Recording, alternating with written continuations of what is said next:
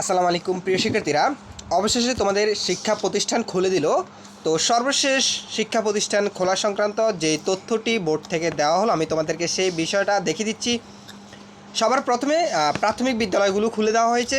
তো দেখো, সরকার থেকে এখানে অর্থাৎ শিক্ষা মন্ত্রণালয় থেকে যে নোটিশটি এখানে দেওয়া হয়েছে, প্রাথমিক বিদ্যালয় খুলছে রোববার, বন্ধ থাকবে যে সকল এলাকা। অর্থাৎ এখানে কিন্তু কিছু নির্দিষ্ট নীতিমালা অনুসরণ করে শিক্ষা প্রতিষ্ঠানগুলো খুলছে, অর্থাৎ অঞ্চলভেদে কিছু কিছু অঞ্চল এখানে বন্ধ থাকবে।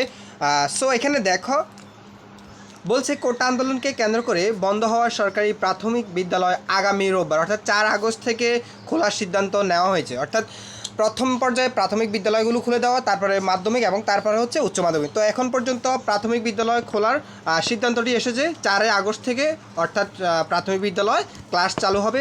তবে 12টি সিটি কর্পোরেশন নরসিংদী এলাকায় প্রাথমিক বিদ্যালয় বন্ধ থাকবে। ঠিক আছে, এক্ষেত্রে কিছু জেলা রয়েছে এবং কিছু স্থান রয়েছে যেগুলো বন্ধ থাকবে। বুধবার 31 জুলাই প্রাথমিক গণশিক্ষা মন্ত্রণালয় থেকে প্রাথমিক শিক্ষা অধিদপ্তর যৌথ বৈঠকে এই সিদ্ধান্ত নেওয়া হয়। মূলত যে প্রাথমিক ও গণশিক্ষা মন্ত্রণালয়ের সচিব ফরিদ আহমদ জানান, আগামী 4 আগস্ট থেকে 12টি সিটি কর্পোরেশন নরসিংদী পৌর এলাকা ছাড়া বাকি সব জায়গায় প্রাথমিক বিদ্যালয় খোলা হবে। অর্থাৎ তোমাদের সমগ্র বাংলাদেশে কিন্তু 4 তারিখে শিক্ষা প্রতিষ্ঠান খুলছে, প্রাথমিক বিদ্যালয় সকল পর্যায়ের শিক্ষা প্রতিষ্ঠান 4 আগস্ট খুলছে। তোমরা সবাই কে কোন জেলা থেকে বা কোন স্কুল থেকে এই ভিডিওটি দেখছো অবশ্যই কমেন্ট করে জানাবা।